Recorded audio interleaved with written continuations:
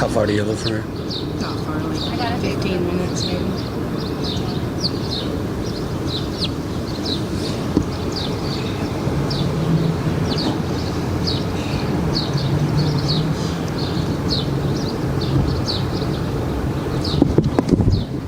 Hello, folks. Jordan, live in West Virginia, Charleston to be specific.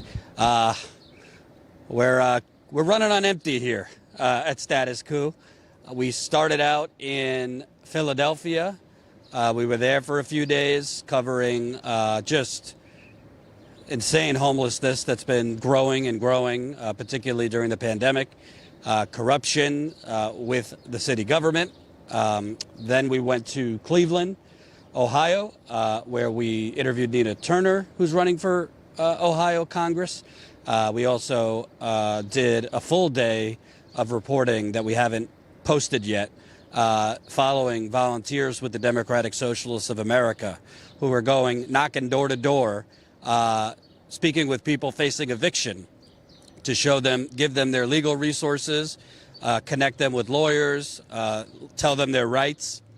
And this was before the CDC just extended the eviction moratorium. So they were about to be evicted at the end of June. Now they have till the end of July.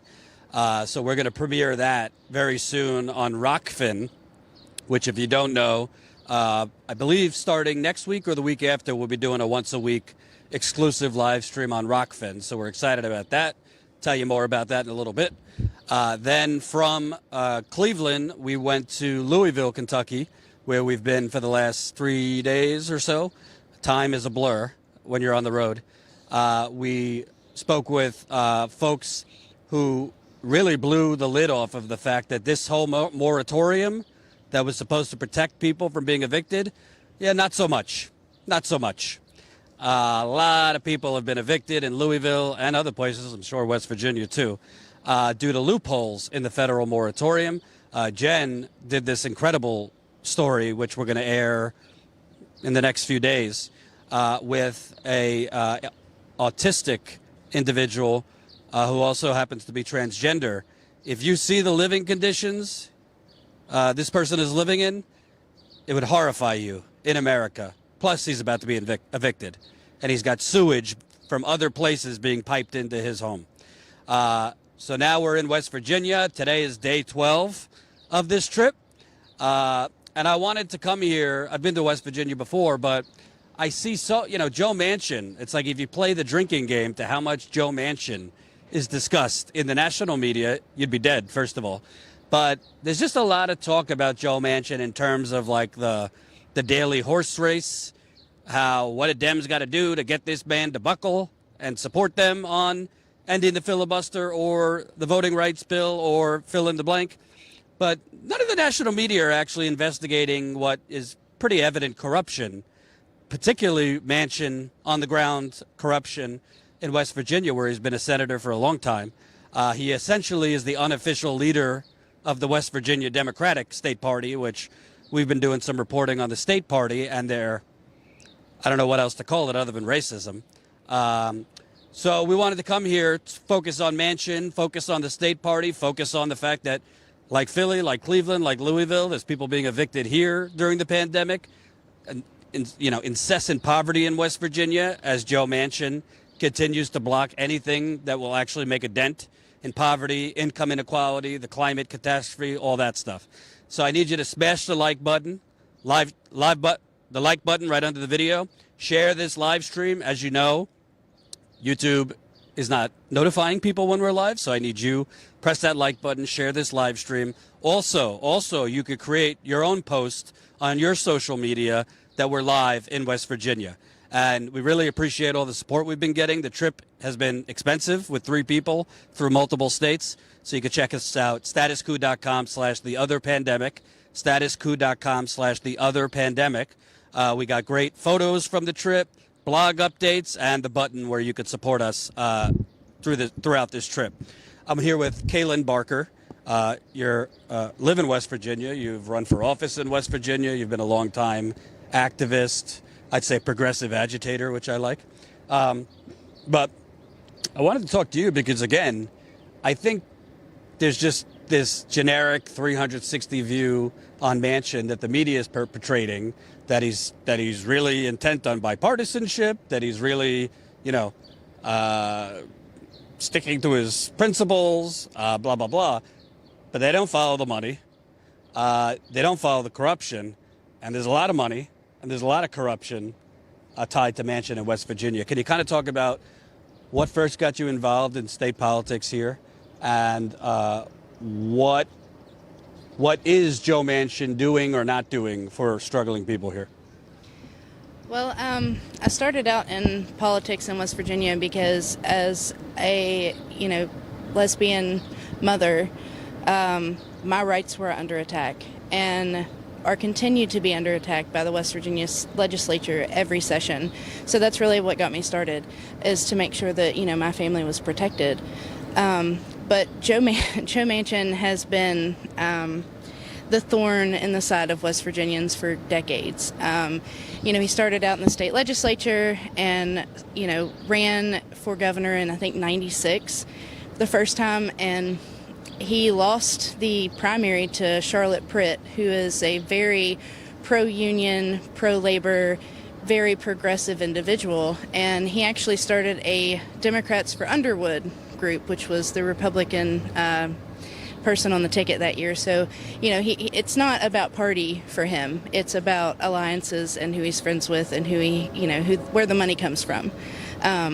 This is... He lost the primary. All we hear from Democrats is vote blue no matter who. Right. They would fall in line to Bernie supporters in 2016, 2020. But in West Virginia, Joe Manchin, from the beginning, if it didn't work out for him, he pushed a Republican. Yeah, absolutely. And then, our current governor, Jim Justice, was handpicked by Joe Manchin to run, and he switched his party to Democrat to run for governor. Joe Manchin touted him all over the state, did all this fundraising and stuff for him, and then he got into the governor's mansion and switched back to Republican. And no one batted an eye at that. It was not even surprising. No, and the Democratic Party in West Virginia has never apologized to the voters for being duped by Manchin and Justice into this, this game that they're playing. And, the voters have totally lost their trust in the Democratic Party in West Virginia, and it's because of things that Joe Manchin has done. And also Jim Justice, who Manchin pushed as his little puppet candidate, he's got some corruption problems of his own. Very wealthy man who has borderline bent the law. Can you kind of talk about Jim Justice, the current governor? What's his background that Manchin was propping up? Yeah, so Jim Justice is one of the biggest polluting coal barons in West Virginia. He owns mines all over Appalachia, has unpaid mine fines all over Appalachia, doesn't pay his taxes, owes millions of dollars in taxes. And Joe Manchin has been connected to the coal industry since before he was born. His family has always been involved in the coal industry. So it's not surprising that he would pick a coal baron who's a billionaire to run for governor in West Virginia to basically take over as governor when Earl Ray Tomlin was done. So none of this is surprising to people in West Virginia. It's just we're the ones that get screwed in the end, and nobody talks about that. They're talking about Manchin's position now, but Manchin's position still leaves West Virginians fighting for basic necessities like clean air and clean water. And I want to bring up something that's just transparently corrupt. This was from The Intercept. They got their hands on audio of a call that Joe Manchin was doing with private equity donors, big-time financial donors, about the filibuster, about the Voting Rights Act, and all these things. And Joe Manchin, on this private call with donors, said to them, essentially told them, here's how you could bribe Republican Roy Blunt, who is retiring, to get him to vote for the things that Democrats want. He said, When it comes to Senator Roy Blunt, a moderate Missouri Republican who voted no on the January 6th commission, Manchin offered a creative solution. Quote, Roy Blunt is great, just a good friend of mine, a great guy. Roy is retiring. If some of you all who might be working with Roy in his next life could tell him, that'd be nice and it would help our country. That would be very good to get him to change his vote. Let me repeat that. If some of you all who might be working with Roy in his next life could tell him, that'd be nice and it'd help our country. Essentially, if you guys can dangle the little lobbyist stick over Roy Blunt, that would be helpful to get his vote for the January 6th commission. It doesn't seem to me that's the first time in West Virginia Joe Manchin has basically sold out West Virginians to lobbyists, coal barons. He gets a lot of money also from lawyers who, by the way, these lawyers, they benefited from Trump's tax cut in 2017. But I don't see anything from the state party here opposing Joe Manchin. They seem to go along with this. Can you kind of talk about other examples, other things Joe Manchin has done here that were just straight up corruption? I mean, there's really so many that it's hard to pick. But yeah. So, I mean, one of the ones that's glaring to me is like his daughter is or was the CEO of Mylan Pharmaceuticals, who was the maker of the EpiPen. And they gouged the prices of the EpiPen by like 600% or something ridiculous. And they were brought before Congress and all of this. And, Manchin was just like, oh, that's how business works. And, but at the same time, his wife was at the head of the education department, forced schools to carry EpiPens at the same time that this was going on. So, I mean, it's not just him as, a senator, it's him in every aspect of his life. I mean, he bought and paid for his daughter's master's degree at WVU when she only completed maybe half of the hours. So, nobody paid for my master's degree except for me. I didn't have some rich senator paying my way through school and only have to take half the classes. It's just glaring in one of the poorest and sickest states in the country. Every single member of our congressional delegation is a member of the millionaire class. That something's not right. When people live in poverty that's comparable to a third world country and every single person that represents us in Congress is a millionaire, there's a disconnect. And nobody's talking about the fact that, West Virginians are suffering every day because of the choices these people make. And I also wanted to bring up more recently, Paula Jean Swearingen primaried Manchin in 2018. We were on the ground, actually, the night of the primary. She lost, but honestly, what did she get, like 40% of the vote against an entrenched Democratic senator? She had no name recognition other than knocking on doors for a year. So she got about 40% of the vote, if I'm correct. I think I'm correct on that, against Manchin. Then she runs again 2020 against Senator Shelley Moore Capito, happens to be one of Manchin's BFFs. This didn't get much attention in the national media, probably not the local media either, but it seems like Manchin did the same thing, which was sabotage the Democratic candidate to help out a Republican. Can you kind of talk about, I know you were trying to help Paula Jean get elected, what he did to ensure Paula Jean would lose? Yeah, it wasn't just Manchin. It was the state party as a whole.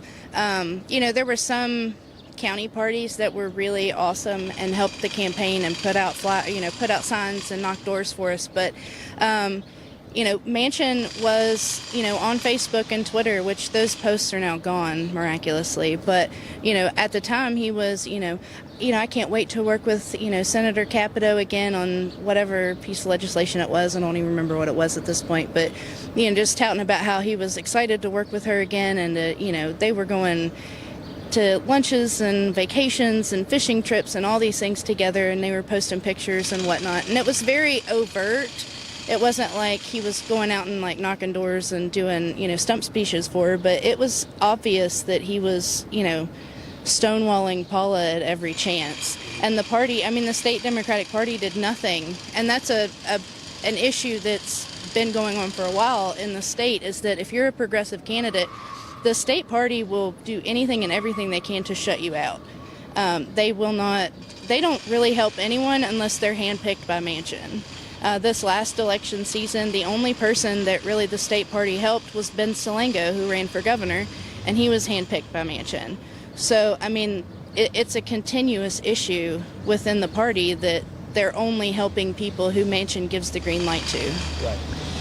And I also want to be clear, as a journalist, I don't know this for a fact, but there's a lot of people here in West Virginia that say the head of the state party here, Belinda Biafor, who, go check out Status Quo's Substack, we've broken 2 stories on her, is Joe Manchin's cousin. I reached out to them for comment for a story about a wildly racist state executive committee meeting they held. It's basically the state Democratic Party held a meeting among the executive committee. They were voting on an affirmative action plan, but didn't think they should allow in members of the affirmative action committee into the meeting. They wanted to invite them in after the mostly white executive committee voted on an affirmative action plan. But there's a lot of talk that Manchin and the state party chair are cousins or related somehow. All I can tell you is I reached out to the state party with questions, including to confirm that. They didn't respond. So if they're not cousins, they could have said, no, there's no relation here. But when you're saying Manchin basically runs the state party here, and the state party, all we hear nationally is, unite, fall in line, vote blue no matter who. But on the state level, they're selling out the actual Democratic nominee because essentially Manchin says so. Yeah, I mean, with the last election with Paula, I've ran the numbers over and over and over again with that election, and it's obvious by looking at the less progressive congressional candidates and Paula as the Senate candidate, you can see clearly where people who voted for the less progressive and less loud, congressional candidates, they got votes that Paula did not. And those votes were clearly made up on the Republican side. So the question is, where did those votes come from? Are Republicans voting for, more moderate Democrats, or are the moderate Democrats voting for the Republican, which is exactly what I think happened. Because that's what happens in West Virginia. There's a very blurry line that tends to, cross over between Democrat and Republican here. And it's not, people have just lost faith in both parties, really. The only reason the Republican Party does so well is because they have God, guns, and abortion. If it wasn't for that, people in West Virginia wouldn't really vote Republican, because when you talk to people one-on-one about issues, they want universal health care, they want a jobs plan, they want infrastructure, they want all these things that are, considered radical progressive ideas. But when it comes down to voting, they treat it more like a football game. It's like red versus blue, and they just happen to be on the red team right now. Well, also, if the blue team has significant tinges of red already, and the red team, gods, guns, all that stuff, well, there is data to show both sides lean populist. Bernie won overwhelmingly in West Virginia in 2016. Trump was basically copying a lot of Bernie's policies, even though he didn't believe in any of them, and he abandoned them the first chance he could get. He was pushing against NAFTA, talking about, minors and blah, blah, blah, blah, blah. Let's get out of other countries and invest here. So it seems to me even Republicans in West Virginia, they would be open to a fiery political message, progressive message, like from Paula Jean Swearingen, who, by the way, if anyone is asking, she was arrested protesting the other day in D.C. with others. She's out now, fortunately. But it seems like they're not really, that progressive message isn't breaking through, in part because the state party, unofficially run by Manchin, is stifling it. Yeah, I mean, when we're working with Paula's campaign, we were talking to people on the ground every day, and when we would have these discussions with people who, had Trump flags hanging from their houses, when we were talking about, universal health care and using messaging that made sense to them and not using taglines that fit on bumper stickers, which is what the Democratic Party is really bad about doing from the top down. They're really bad about, like, Medicare for all. Okay, well, that's been hijacked by the right and turned into a bad thing. You have to navigate your way around that to be able to have a conversation with people and meet them where they are. And that's something the Democratic Party is not very good at doing. So, we had to tailor our message to people. And I think when it came down to it with the election, it was literally just red versus blue, because we were so shocked by the numbers. Because when we were out talking to people, people were excited about Paula. People were excited about our plans and our messaging and everything. And then when election night rolled around, it was like she got trumped, if that makes any sense. So, the progressive message works in West Virginia. Bernie won all 55 counties in the primary. People want somebody that doesn't just have a tagline that fits on a bumper sticker. They want somebody that's got a plan, that's different, that's not Manchin or Shelley Moore Capito, because those are political dynasties here. We're sick of that. We're so tired of having the same group of people running things over and over and over, because we look at our doors and nothing's better. Nothing has improved. There's still dirty water. People still don't have adequate sewage. There's no opportunity. I have a master's degree and still struggle to find work. So, nothing has gotten better for West Virginia. We lead in overdose deaths. I've buried sisters, brothers, friends, cousins, everybody to this epidemic. And it's just, they talk about, well, here's all these great things we're doing for you, but it's not actually benefiting us. It's benefiting the pharmaceutical companies that give him money when it's time for elections, or it's benefiting the coal barons, not the coal miners, who give him money when it comes time for elections. There's always a disconnect between who it actually benefits and who he says he's doing it for. And I think it's also important because people watching, everybody focuses, most of the YouTube hosts focus on the National Democratic Party, the National DNC, but each state has their own little corrupt DNC, like we're talking about here. And I want to talk more about the state party. Might not be a sexy topic, but it's a big reason why nothing's changing. Because just two stories I've done recently, it is run by potentially Joe Manchin's cousin. We don't know. It's run by a lot of her allies. Through investigating, I found out that basically they've been putting off having any plan for inclusivity and black people, which they were supposed to do, according to the DNC charter in the 1970s, come up with an affirmative action plan. Obviously, West Virginia is predominantly white, but the Democratic Party, we get all this woke language about diversity, inclusion, and, blah, blah, blah. But they just held a meeting that intentionally tried to vote on an affirmative action plan that was decades late. But the chair, who's very much tied to Manchin, tried to hold the vote, keeping members of the committee, whom several were black, out of the meeting. That's just one example. Holding meetings without, putting the agenda is one thing, but then when the meeting starts, they're actually voting on major things voting on candidates that nobody even knew people could run for this. Could you kind of talk about the decades-long, essentially, whatever you want to call it, corruption, maintaining the status quo of the Democratic Party here? It seems to me that they think the only way to succeed is by appeasing Republicans in West Virginia, and as such, they're trying to basically have a hostile, maintain control and keep progressives from moving up. Yeah, Belinda Beafor has been in control in one way or another since the, early 2000s. And when she took control of the party, 60% of West Virginia voters were Democrats. So she had a pretty easy go of it when she first started. We were a predominantly blue state for 80 plus years since the Depression. And then in 2014 is when things started to shift. But, the problem with the party is not only the fact that they shut out, candidates they don't agree with or whatever, but, they talk about this, they started that particular meeting out with this Build Back Blue plan that they'd come up with. And as somebody that works in political strategy, that plan is a joke. It is literally the same thing they've been doing for the last 10 years. It's not going to make a difference. But they have this nice little page on there about, diversity, equity, and inclusion training for candidates and activists. And my question is if you can't even let people of color and minorities into your executive spaces, how in the hell are you going to teach other people to be diverse, equitable, and inclusive?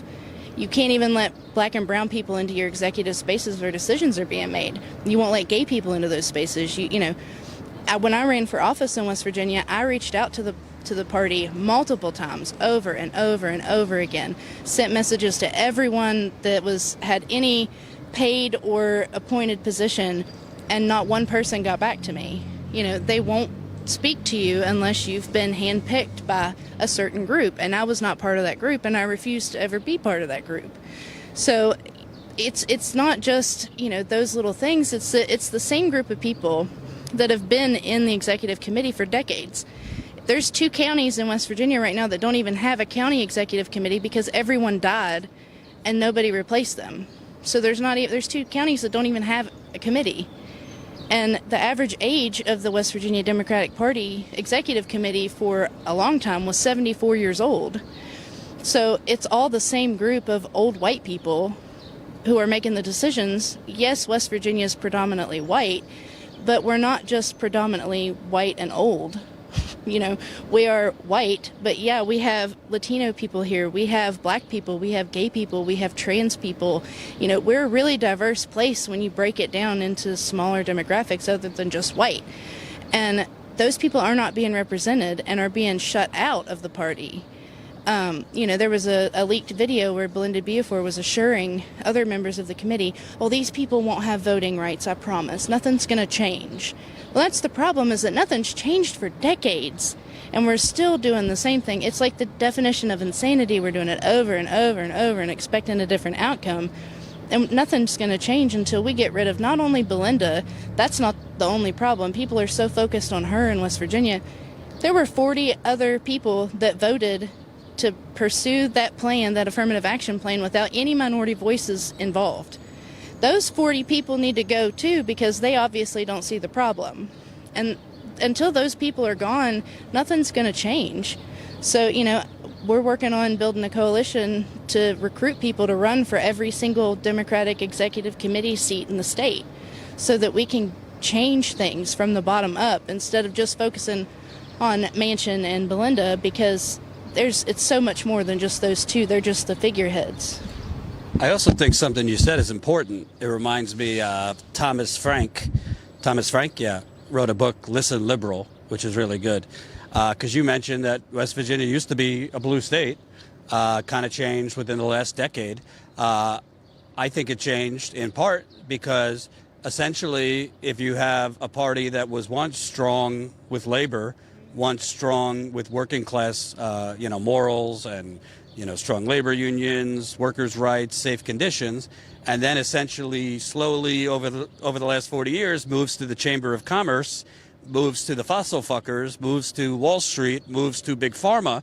Well, if you're a voter, you might be more susceptible, if you don't really have anyone representing you on the left, to the culture wars, like the guns, God, glory. You might see, $2,000 tax cut that you got from Trump's tax cuts and think, oh, the Republicans are out for me, and I could have as many guns as I want. So it seems like the state party here, along with the national party, this shift rightward, and all this talk that Biden is FDR is a joke. This man has just watered down an already inadequate $2.2 trillion infrastructure deal to $1 trillion. And only $500 billion or so is actually new money. Get the fuck out of here. With Joe Biden and all this. But tell me about that rightward shift, because it seems to me, even in the southern West Virginia and parts that might be more conservative, like you said, when you talk the issues, they're open to progressive policies, but they don't really have any candidates strongly running on these things. Well, the shift started before 2014, but that's when we saw it in the elections. But you go back to like the Upper Big Branch mine disaster when Joe Manchin was governor. Tell the audience what happened. So the Upper Big Branch mine disaster was There was a mine in Raleigh County that exploded, and 29 miners died, and it was a Massey Energy mine. And Don Blankenship was the CEO of Massey Energy, and Manchin and Massey were really close friends and have been for as long as people could remember. But when that mine exploded, Manchin came down to play, the savior and put out food and hug people and kiss babies and whatnot. But, all of a sudden he hates, Don Blankenship. Don Blankenship's the worst. He needs to be, held accountable for what he did. But, Manchin takes Massey money and took Massey money even after the Upper Big Branch disaster. So, you see, people have been starting to see these little instances of things like that where one day they're on a boat together and the next day they hate each other. People start to see those little things unravel. So, that to me was a really poignant moment for West Virginia, is seeing that unfold on live national television where Manchin's talking bad about, Don Blankenship, but everyone in West Virginia knew up to that point that they were friends, and that he continued to take money from them until Massey folded. But now it's Alpha Natural Resources, which Manchin takes money from them now. So essentially he still does take money from the very company that caused that accident. And it wasn't an accident. It was because of negligence, and Don Blankenship went to jail for that. He willfully violated mine safety laws, and people were killed. So I think that the shift started, right around the turn, about 2010 is when it really started. And it's because people were starting to realize when they looked out their doors, nothing was changing. The Democratic Party had been in office for so long, and then you have Citizens United happens. So an untold amount of money pours into the state because they think it's an easy state. And it turned out to be pretty easy because you bombard people with propaganda that says the Democrats are the reason that you are in the position you're in because they've been in charge for so long. Look at where you're at. So when people go outside and they see, houses with cardboard for windows and their water's coming out of their sink brown and, foundations are sliding out from under their houses, and somebody's telling you constantly on every media that you consume that the Democrats are the reason for that, the Democrats were totally blindsided by that. They were not ready with any type of plan to negate that constant flow of propaganda. And I think that had a lot to do with it because it just started to flow in so fast and it was everywhere. And so people started saying, well, Democrats are the reason for this. Democrats did this. Democrats are awful. And then started to use the socialism into it. And it's a lot of people here are older, so they grew up during the Red Scare. So it's adding that other layer of, oh my God, it's the scare of communism and socialism and all these scary things. And it just played on people's fear. And the Democratic Party just sat back and let it happen here. They were just well, what are we supposed to do? But other states have done really well navigating the propaganda and navigating Trump in a way to still connect with their voters, with their base. And West Virginia has not even tried to do that. They were just oh, well, we like gays, yay for black people. And I'm that's not helping the situation. I'm glad that you support minorities. That's part of what we're here for. But how can you claim to do that and at the same time be racist as fuck on a live live meeting? And it's just, there's so many layers to it. It's just so frustrating for people that have seen it unfold and have been trying to stop it for so long that, you just feel kind of helpless, The ironic thing is, I think Joe Manchin clearly loves the spotlight as, this tie-breaking vote, and, people call him President Manchin, but he could very well use his vote with to leverage against Biden and the Democrats. Yeah, I'll vote for removing the filibuster or X, Y, and Z. I want X amount to fix the water problem in West Virginia. I want X amount to start shifting these coal miners over to clean energy. I want X amount. West Virginia's healthcare situation is awful. I want X amount. I've spoken with people that describe Cancer Alley with cancer everywhere due to the coal mining industry here. So he could actually be using that leverage for positive things that, ironically, would help the Democratic Party win here. But he doesn't seem to want to do any of those things, which makes me wonder obviously, he's not the only politician bought off by donors, but what is his calculus? Because it seems to me he's in a position where he could actually be using his vote for good things, using his leverage, making demands for good things. But it seems like because clearly he doesn't believe in this kumbaya, we need to be bipartisan. That's just, smoke and mirrors. What do you see as the donor influence here? We know the amount of money he gets, but is he somehow making money off of this for a future life? What's his involvement with the donors here? I mean, it's really hard to say exactly, what his end game really is. I would say, people have been talking about Manchin's going to retire from the Senate the last 2 times that he's run. Do I think he's going to retire? I don't think so. I think he enjoys where he's at too much to decide to back off now. People said he's going to come back and run for governor. Well, he didn't do that last time. He handpicked somebody and made sure that they ran. In fact, he's handpicked, the last 2 governors, that have ran, Jim Justice and then Ben Salango. But I'm not even sure what his plan is. I know he does polling every week in West Virginia, which is absurd, the amount of money he spends on polling. And he doesn't move until the polling moves.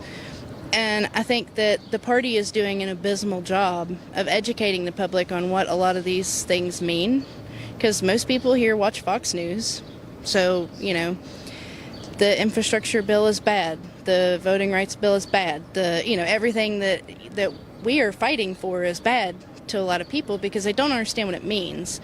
I think that education from the party would be a really positive thing to do as a way to kind of shift that narrative from people. But as Manchin's endgame, I'm not even sure. I know that how do you become a millionaire as a senator? That you're not making $1 million a year as a senator with your pay. So there's got to be something else going on. And it's just frustrating because, we live in literally one of the sickest and poorest states in the country. And, we've got chemical companies up and down these rivers, this river that runs right through Charleston, that just dump products right into the rivers and doesn't matter. Charleston had a chemical spill just a few years ago where, 350,000 people were without water. And, Manchin comes down and hands out bottles of water. Well, okay, kiss my ass, that bottle of water is great, but what are you going to do to stop them from spilling stuff into the water supply to begin with? I mean... It's getting a lot of money from those chemical companies. And it's just like, it's all performative politics from him. It's just come and kiss babies and hand out water and pick up trash or whatever, but it doesn't really positively impact the people on the ground in West Virginia that are actually struggling. I want to ask you also, because, the media locally is abysmal, nationally is abysmal, but they kind of don't kind of point out the obvious, like Joe Biden is the president of the United States. He could publicly muscle Joe Manchin. He could publicly shame them. He could go to West Virginia and speak out. Frankly, Obama could have done the same exact thing and used his rhetorical skills, even though he was, full of shit mostly, to go to Mitch McConnell, go stand at a bridge, shame Mitch McConnell. Those things actually work. Senators, congresspeople do not like to be shamed with their voters. But Biden, from what I can see, is trying to have these conciliatory meetings, give away half the store to Joe Manchin, and then, cry, cheer for, wax poetic about bipartisanship. But I don't really get the feeling on the ground in West Virginia these people care about bipartisanship, or anywhere else really. They care about issues like that. But again, they're not getting anything from the state party here or the Democrat. I mean, Manchin only won by a little bit in 1% in 2018. So what's your take on Biden? I doubt you had high expectations, but it's like this theater that he can't do anything, and Manchin has all this power. I mean, Lyndon B. Johnson, for all the bad he did, he didn't play that way. I mean, he muscled the hell out of senators. I think that, people are just, I think Trump left such a bad taste in everyone's mouth because he was just such a asshole constantly that people are afraid to muscle and play, hardball with each other. And, Manchin is getting off so easy because Biden is just, let's have these secret meetings and we'll trade back and forth. But what the hell is the trade-off? What does Manchin have to give, really? I'm not even sure. It's just frustrating as a West Virginian to see that, Biden won't do anything. The National Democratic Party won't do anything because they can, they get off easy too. They can blame everything on Manchin. That's why our platform won't go through, because Manchin won't do anything. Okay, well, stop giving him money. Stop funding him. Stop giving him everything he wants, and maybe he'll turn around. The only thing that moves Manchin is either the polls in West Virginia or money. That's it. So if they want him to move, they're going to have to use the almighty dollar to do it, because changing the narrative in West Virginia is going to take too long. They've got to stop funding him. And I know he gets money from the DNC, the DCCC, the state party, all of that. I know that. I've seen it. I've looked at it time and time again. He gets a ton of money from them. Stop funding him. If you really stand behind the platform that you have given to the American people as your wokeness platform, stop funding Manchin and Kristen Semina and all these people that are blocking things, and make it happen. Because that's the only way you're going to do it, because it's the only thing that talks to these people is money. And I want to ask you, because a lot of our viewers and just progressives in general are starting to say, you got a D next to your name, I don't care if you're progressive, not happening. I'm done voting with the Democratic Party. I'm done trying to build within the party or take over the party. Jimmy Dore, I think, says the Democratic Party, you don't change the Democratic Party changes you. So what is your take on, you're obviously fighting here in West Virginia to kind of take over or reform the state party. What do you say to those people who say you're wasting your time? Joe Manchin and his ilk are too corrupt, too powerful, and we need to build a powerful third party movement. I used to be one of the people that was all for a third party, and I still think that it would be great. I think the two-party system is awful. But until we get to that point, there's not enough people to sustain a third party right now, especially in West Virginia. We have a third party. It's the Mountain Party. It's a progressive party. But people are so afraid to move to that party because they have a bad rap in West Virginia, because they've never really done anything. They're kind of the joke party to a lot of people. So, it's hard to take over that party because you don't want to be seen as a joke from day one. And we're in a really unique position in West Virginia to actually take over the party and make a change. If Manchin stops getting votes, Manchin can't win. And a lot of people have started withholding votes for Manchin. That's how he damn near lost in the last election, because people are saying, I'll vote in all these other elections, but I'm not voting for Manchin. And I'm one of those people. I will not vote for him. I never have, and I never will. I don't care what he's running for. I don't care how close it is. I don't care who he's running against. I'm not going to vote for him because he does not represent me. He's shown me that he does not care about my family or my state. So piss on him. If the money is all he's worried about, then let the money get him in office. I just don't see a point in voting for people like that. But to me, changing the party is important because there's so many people that really believe in the values that the party's supposed to be. It's supposed to be inclusive. It's supposed to be diverse. It's supposed to be, equitable. It's supposed to be all those things. And the only way that we're going to get there is if people fight to make it happen. So, I'm constantly telling people, you can't give up. We have to keep fighting. And I know it's exhausting because God knows I'm tired. I'm sick of doing this. I'm tired of it. I just want Manchin and BF4 to go away. But we don't live in a perfect world, so we have to keep on pushing. And, in West Virginia, I think that, we need more candidates like Paula that have that, progressive voice like Teddy Roosevelt, but then that moderate conservative idea like, down home feel like Eisenhower, to blend those two ideals, because people like down home country feel in West Virginia because that's who we are. We're not ignorant hillbillies, but we do like somebody that understands and feels like us. We don't want an outsider. We want somebody that looks, sounds, feels just like us to run for us, because we don't like for people to come from out of state and run here. And that's what we've ended up with, is a lot of people from out of state, like Patrick Morrissey, Alex Mooney, a lot of people that come here and run because they have a lot of money. And the parties, close out people that don't have money and aren't, necessarily the perfect Democrat or the perfect Republican. So we end up with people like them. So, we need more people that are passionate and excited and have good ideas, because you don't have to be a lawyer or a businessman to have incredible ideas on how to change West Virginia. That's just not, and people have this idea of, well, I'm not good enough to run. No, that's not true. We need more everyday people running for office, because the businessmen and the lawyers, look at where they've gotten us so far. We need average, everyday people like Paula Jean to run for office in every state. And lastly, you hear a lot of framing in the national media, the local media, President Biden. Oh, we're getting back to normal here. A lot more people are vaccinated, thankfully. Cases are way down. Jobs are roaring back, even though they're mostly shit non-living wage jobs. But it's basically this, the empire strikes back, the return of the status quo, basically. How's that working out for you in West Virginia, this back to normal? Normal wasn't working to begin with for us. So, and I'm sure people all over the country feel the same way. Like, the regular normal status quo was awful. And going back to that, it's just like, did we learn nothing from the pandemic? Did we literally learn nothing from that?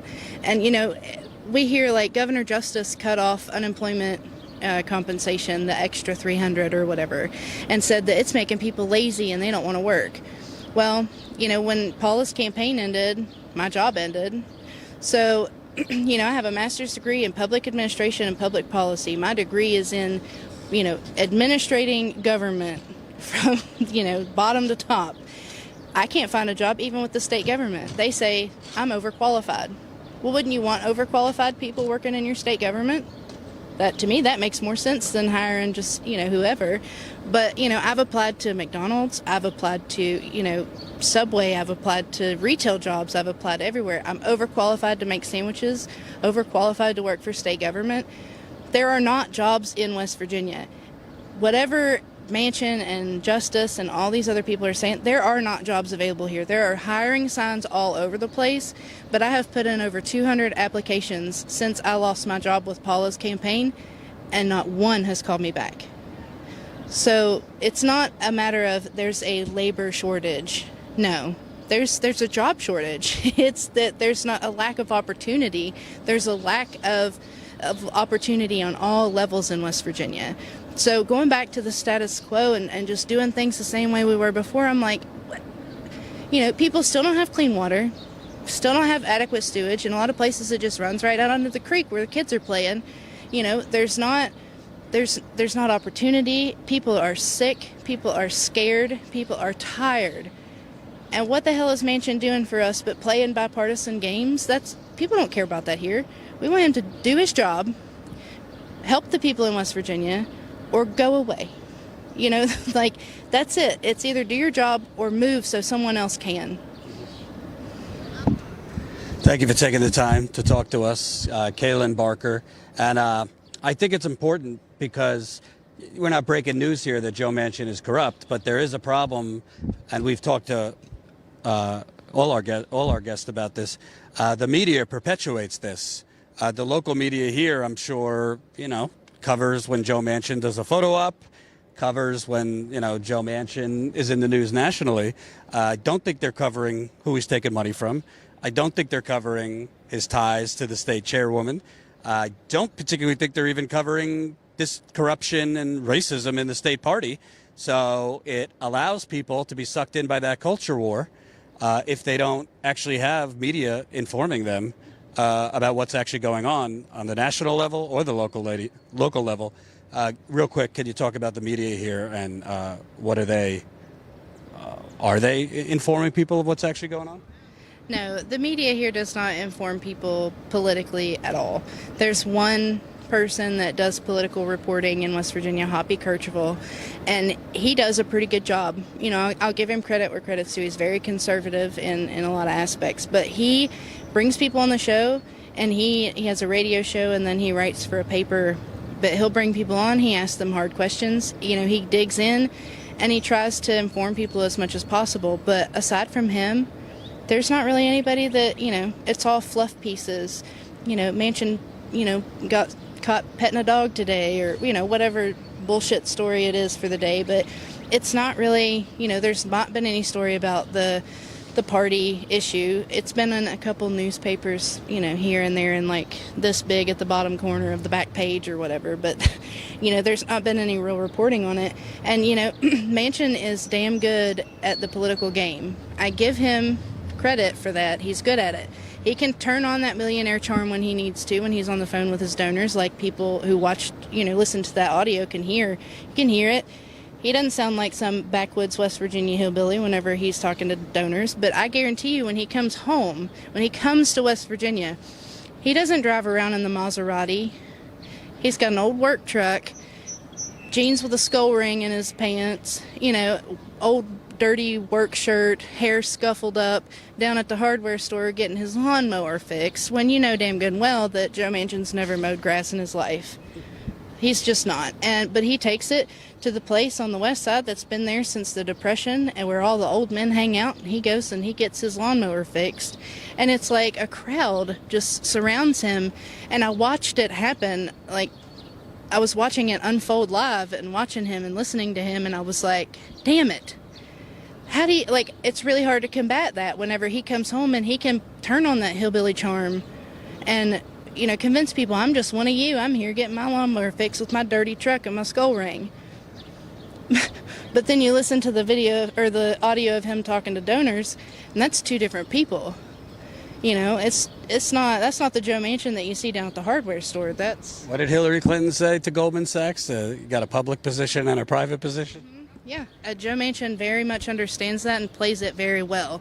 So I think that the public perception in West Virginia is a lot different than what, you know, especially people from the outside see, because we're used to, you know, Joe Manchin ruffling our kids' hair at a parade and giving them lollipops and, you know, that kind of thing. And that's different from what the outside world sees, from, you know, what we're used to. You know, the honey, sugar, you know, patting you on the shoulder kind of stuff. It's just he knows how to play the West Virginia role real well. Glad we were able to speak. I think it's really important. You know, I think a lot of activists in this country, particularly on the progressive end, are just kind of done, mentally, physically. You've knocked on the doors, you've called the phone bank, you've given your money, and nothing seems to be changing. You know, Jen and I kind of talked about that cynicism and why it's kind of self-defeating, because if that's the case, if that's how you feel, why bother watching any political talk? Why even engaging? Go watch Real Housewives, smoke a doobie, and call it a day. So it's important that there are activists on the ground, you know, still fighting, even though sometimes it seems like the deck is stacked against you. If you're not going to fight, that's where they want you. They want to. The oligarchy wants to beat you down. Mentally, more and more physically now. If you look what's going on in Minnesota with the Line 3 protesters fighting against that pipeline that's going through indigenous land in Minnesota. So thank you for taking the time. We are got some other interviews lined up here in West Virginia. So important, if you can, to support us, because this is pricey. We were just talking about local media. Let me tell you something. Even the local media here doesn't do the reporting we've done now in 4 states in 12 days on a shoestring budget. They love to go to City Hall, talk to politicians. They're not out talking to activists on a hot day, or homeless individuals, which we might be talking to one after this. So please support us if you can. statuscoup.com/theotherpandemic. statuscoup.com/theotherpandemic. You could look at photos on the page. There's a donate button. The other thing also is you might not be getting notified when we're live. You might not even know we interviewed Breonna Taylor's two aunts the other day in Louisville. We've interviewed homeless individuals in Philadelphia. We've done a lot of really unique reporting no one else is doing. A lot of it's already up on the channel. So definitely check out those videos, like them, share them, all that good stuff. Also, we posted a new article to Substack yesterday. So if you don't yet subscribe to our Substack, go do that, statuscoup.substack.com. Am I missing anything, Jen?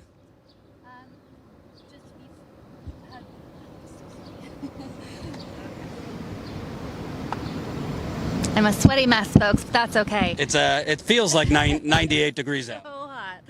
We have had some absolutely incredible support coming in from all angles, and the reason is because people see the reporting that we're doing. You guys see, the stories that we've covered from evictions to houselessness to yesterday and interviewing the ladies from North Fork who were evicted in this insane, corrupt scheme from the city and donors back in Moorhead, Kentucky. And so you guys see that. You see that Jordan interviewed Breonna Taylor's aunts again.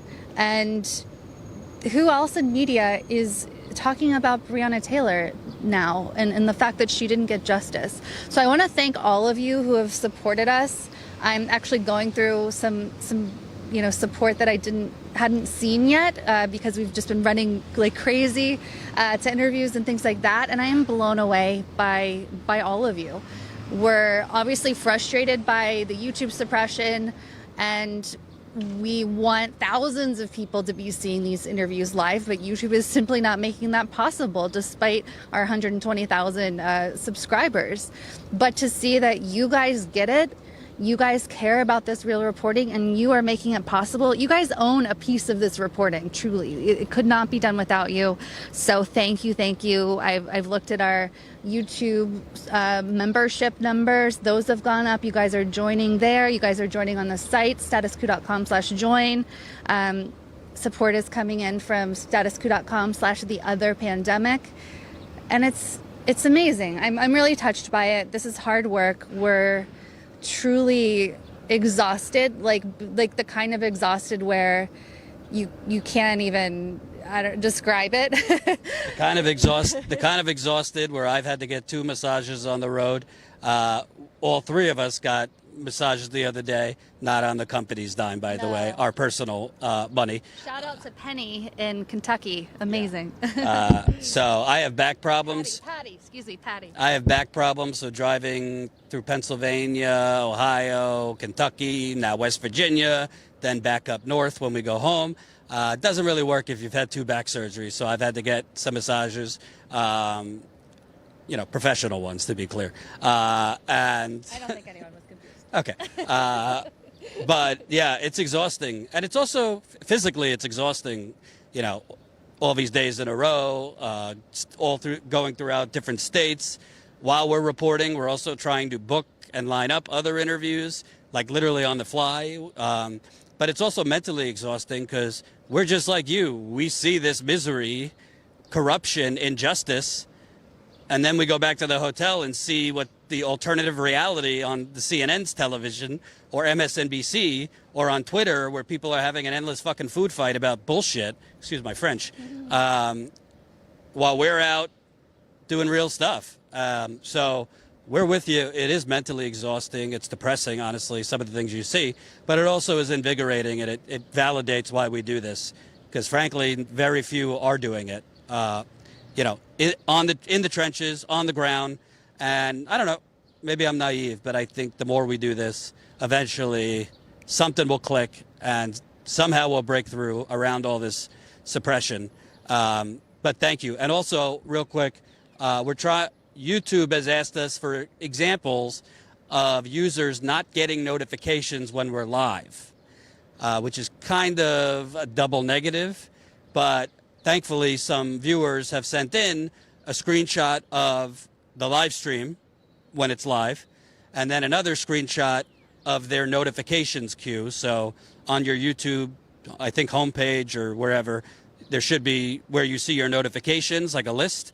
So if you're not getting our notifications, let's say for this one that we just did, screenshot of the live stream, screenshot of the notifications queue, which obviously we won't be in. And with that, we need your YouTube username.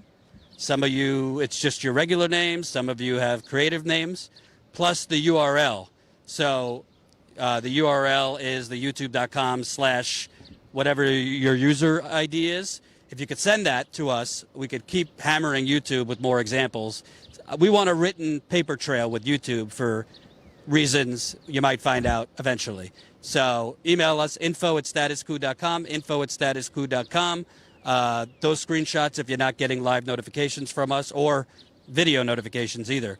Screenshot of the live, screenshot of your notifications queue, your username, and your URL. They also want to know Caitlin's contact if you want to share your social media anywhere. They were very impressed with what you had to say. I'm on Facebook. It's Caitlin Payne. It's my married name that I haven't legally changed yet. How do you spell Payne? It's Payne. And then my email is appalachianstrategist@gmail.com. So if you have any questions or concerns, ideas, anything, shoot them my way. Otherwise, I have Twitter, but I'm not even sure what it is. You're better off. Exactly. It's so hot. So very quickly, I just want to give name shout outs. Thank you to Adam and Sasha for the statuscoup.com/ the other pandemic support. Thank you to Lauren. Thank you to Anonymous, Brendan, Samar, Anonymous, Tisha, David, Anonymous, Jennifer, Bobby, Eric, Ann, Audrey, Faint Signals from Vega, Dennis, and I think we're caught up there. Those are GoFundMe supporters. Thank you. That's GoFundMe.com/statuscoup. And you guys know where this funding goes because you see it. You see it in the field. You've seen it in Pennsylvania, Ohio, Kentucky, now West Virginia. And that is what we do. And I know that that's why the support is coming in. Also, welcome to new members. Joyce Nurch, the Midwest Princess, Old Gringo, Eleni, Mary, William, Justin, Ms. Lucy, Natman Doe, David, Zach, Midnight Postman. I think we're caught up there. So you can join right under there's a join link right under the videos now. You get fun emojis and stuff like that on YouTube, or you can join via our site, statuscoup.com/join. And shout out to everyone who's sharing our stuff on social media. We see that and we appreciate that. We've been retweeting your tweets about our content, so we appreciate you. And lastly, if I might, encourage our comrades in progressive media to cover what we're doing. I know it's tough. I know, we're on week 3 of the Jimmy TYT wars. We all got to do 15, 20 videos on Jimmy first TYT. It's great for clicks. I could see that on other channels. We could all walk and chew gum at the same time, can't we, Jen?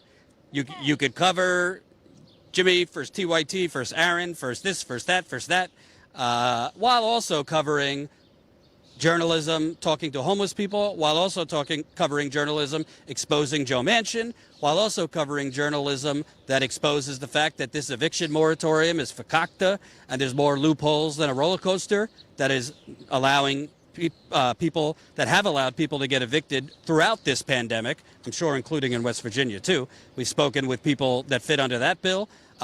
Thank you to Kyle Kalinske, who did a video covering our interview with a homeless individual. Thank you to the Humanist Report, who did a video covering, my intimidation of an anti-homeless person protester, literally somebody out against the homeless. And he said I was intimidating him by challenging him. So he cut the interview. Thank you to Mike from the Humanist Report. Thank you to anyone that covers this.